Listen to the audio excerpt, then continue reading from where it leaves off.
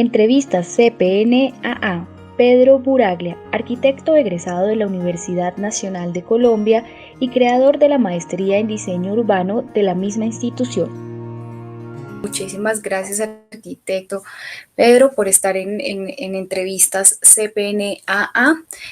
Y antes de dar inicio pues, a las entrevistas propiamente, quisiera que por favor nos comparta usted un poco de su perfil, de su experiencia, de su trayectoria a nivel académica y profesional. Perfecto, pues en realidad la mayor parte de mi experiencia ha sido en el campo de la docencia. Les comentaba que desde el año 74 he venido desempeñándome como docente en el campo de la arquitectura, el urbanismo y desde el año 90 en diseño urbano. A raíz de eso, pues he trabajado como profesor en la Universidad del Atlántico, que fue mi primer encargo académico, después en la Universidad Nacional, en la sede de Manizales y en Bogotá.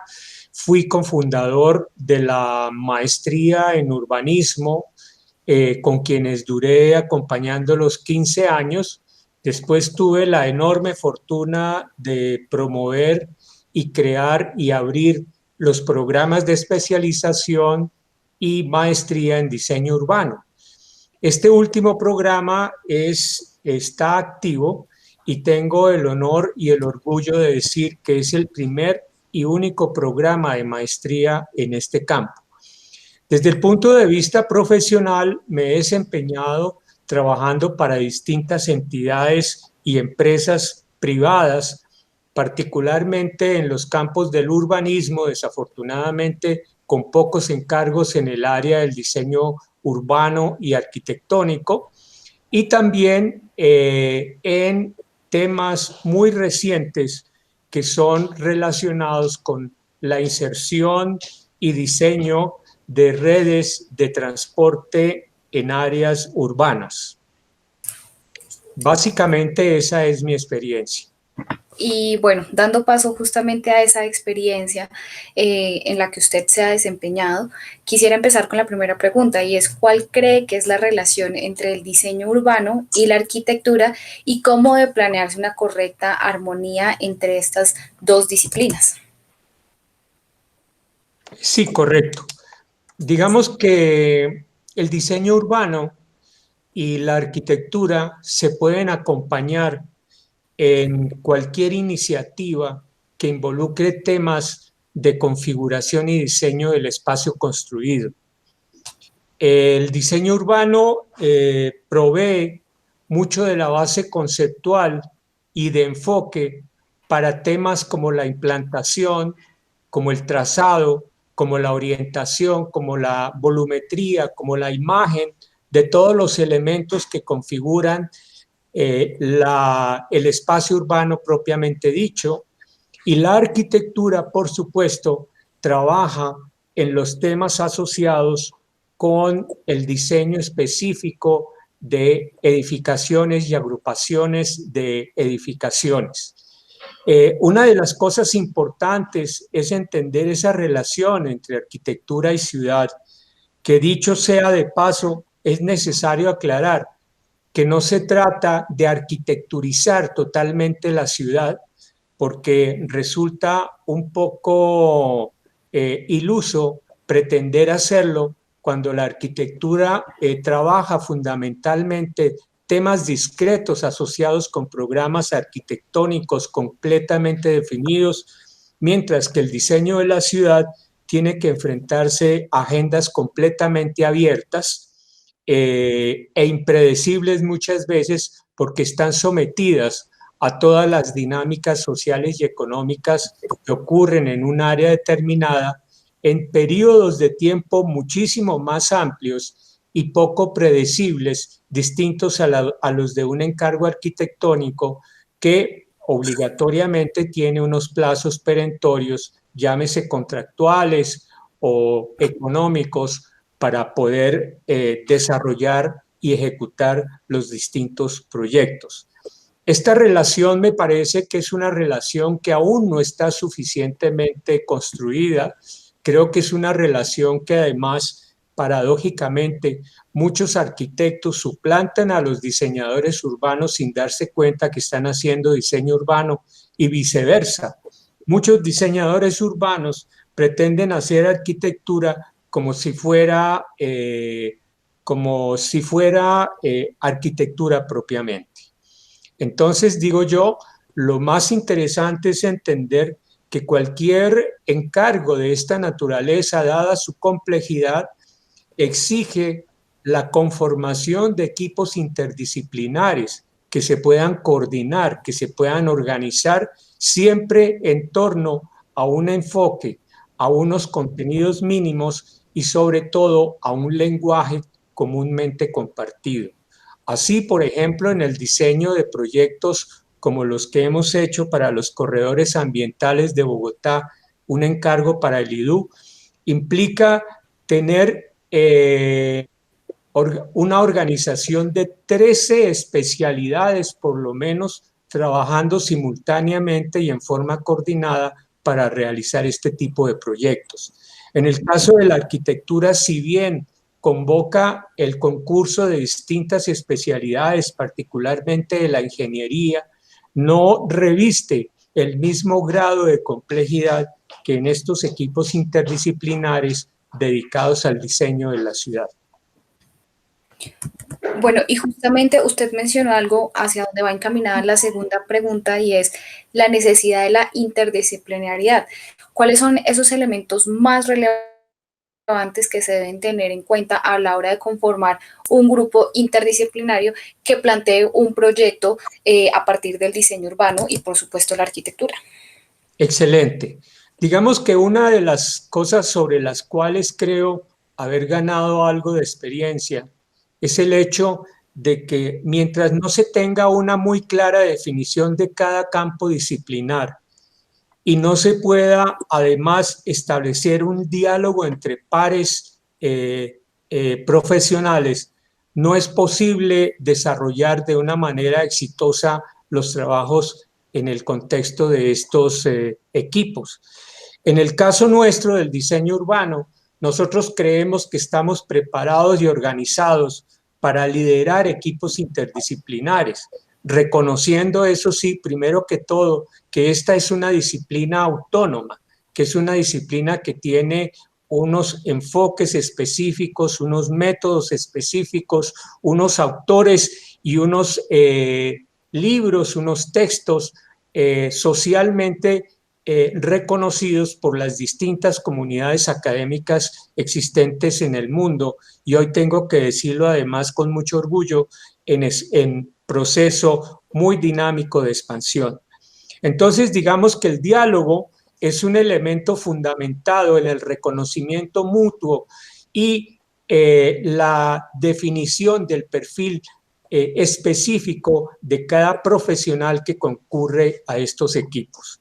Sin que exista ello y sin que exista un lenguaje que sea comprendido y adoptado por todos, es muy difícil realizar la coordinación exitosa en estos trabajos, en estos equipos.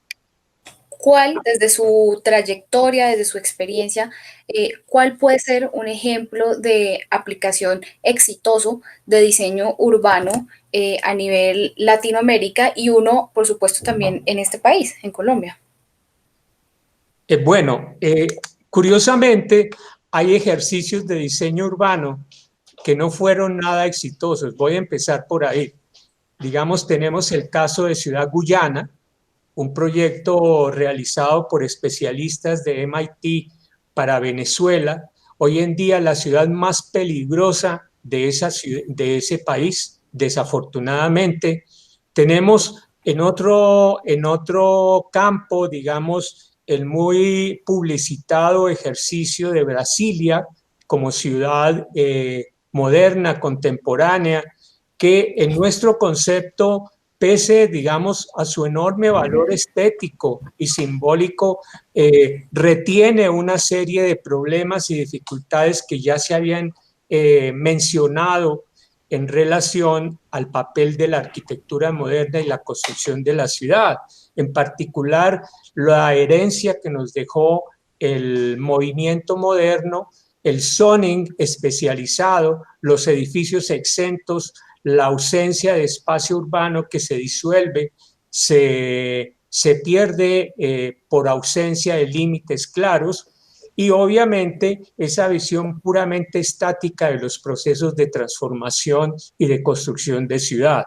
Por eso digamos que viéndolo en la perspectiva de la producción de ciudad, resultan más interesantes y más sugerentes los procesos históricos de construcción de ciudad que los nuevos modelos urbanísticos con los cuales se construyeron ciudades en América Latina.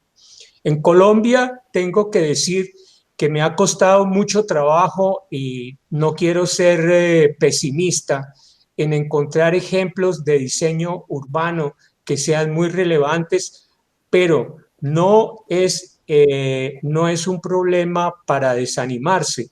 Hemos encontrado, digamos, que al observar ejercicios de diseño como los realizados para la Alpujarra en la ciudad de Medellín, ejercicios como el hecho por Germán Samper en el aeropuerto de Bucaramanga, antiguo aeropuerto de Bucaramanga, para utilizar las pistas y construir un pedazo de ciudad, y otros ejercicios que obviamente involucran simultáneamente espacios, ámbitos público y privado. Me parece que tenemos muchísimo por explorar y por reconocer como valores propios de estos ejercicios de diseño urbano, que aunque no han sido suficientemente reconocidos como tales y seguramente tampoco fueron concebidos como proyectos de diseño urbano específicos, pueden servir como ejemplo para explicar o ilustrar el papel del diseño urbano en la producción de ciudades. Un poco mirando hacia el futuro, pues no se puede hablar de ese futuro sin hablar de sostenibilidad.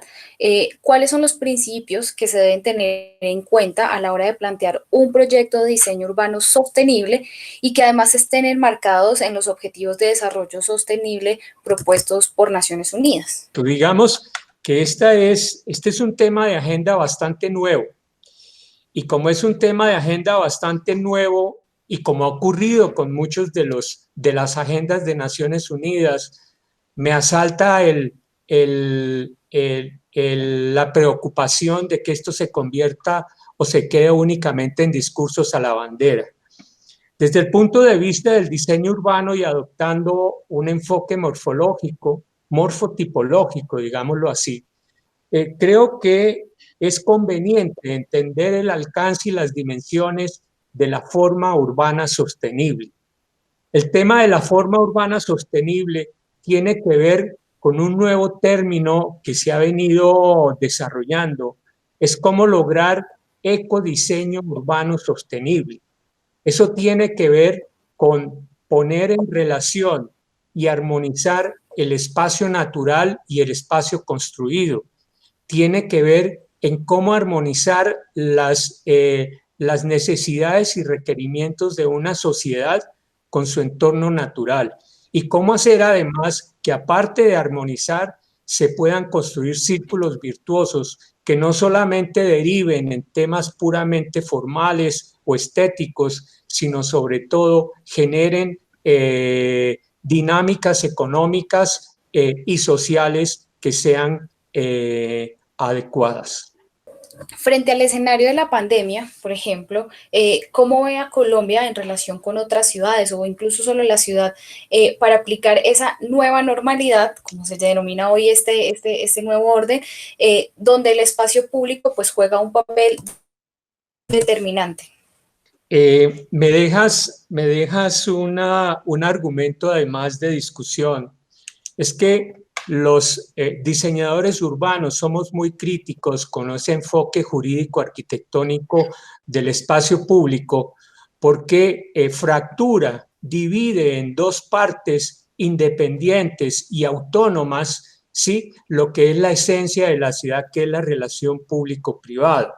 Creemos que cualquiera que sea el encargo que haga un diseñador urbano, tiene que entender que está inscrito su diseño dentro de un sistema de relaciones complejas público-privado, independiente de su calificativo jurídico o catastral.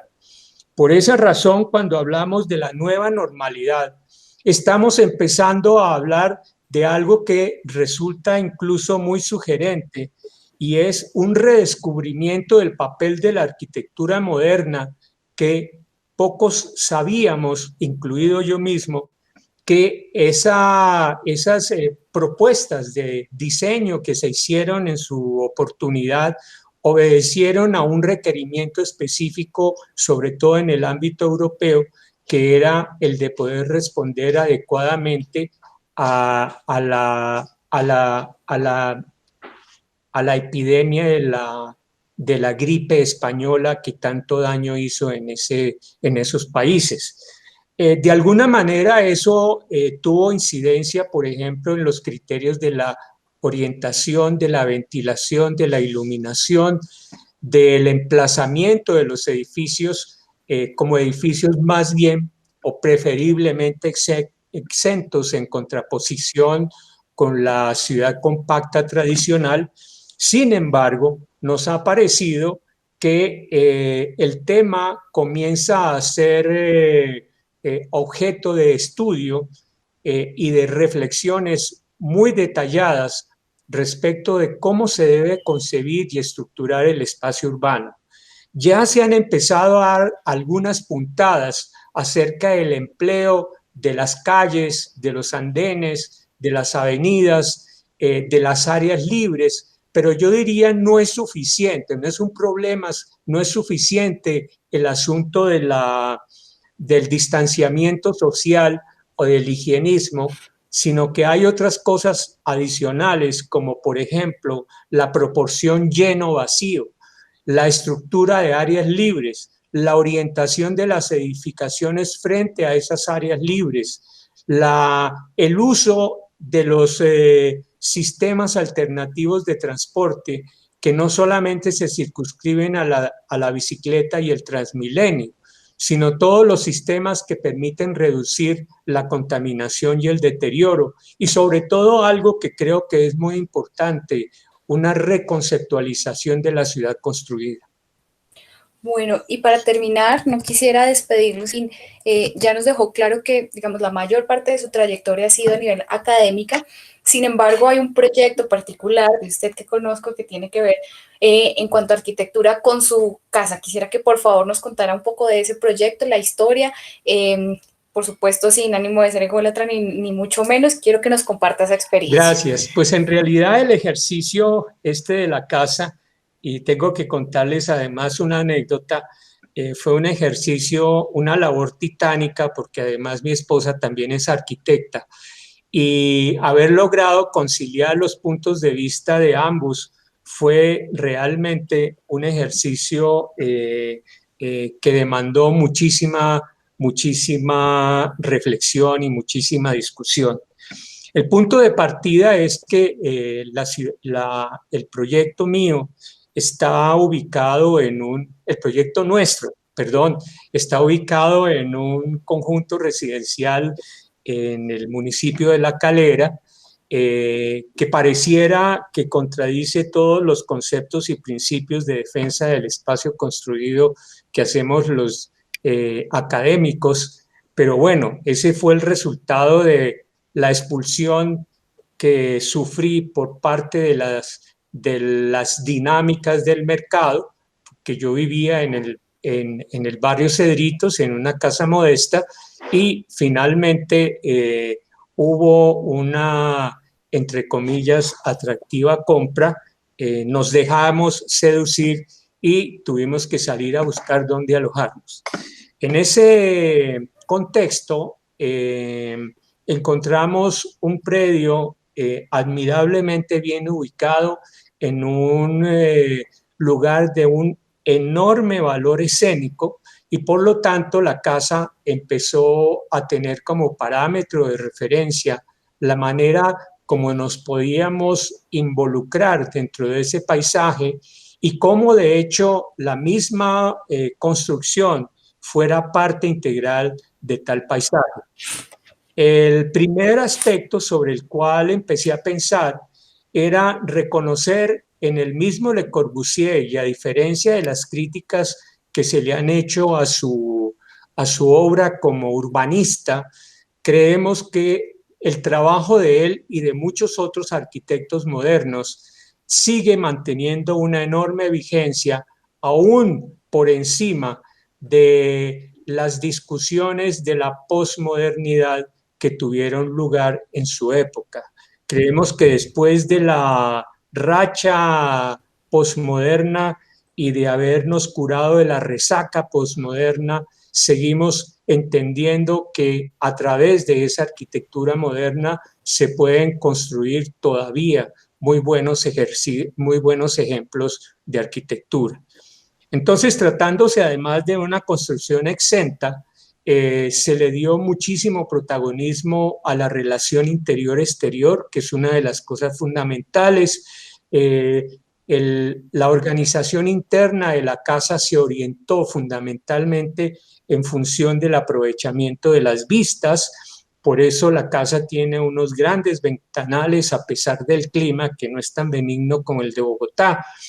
Y encontré que tenía interés en poder explorar la aplicación del modulor, de los principios de proporciones de Le Corbusier, para adelantar el ejercicio de producción de la casa. Una de las cosas que más me interesó era ver cómo armonizar el largo, el ancho y el alto de cada uno de los ambientes y poder involucrar en esos ambientes toda una serie de características adecuadas, digamos, a las condiciones de privacidad, pero también funcionales y de tamaño de la construcción.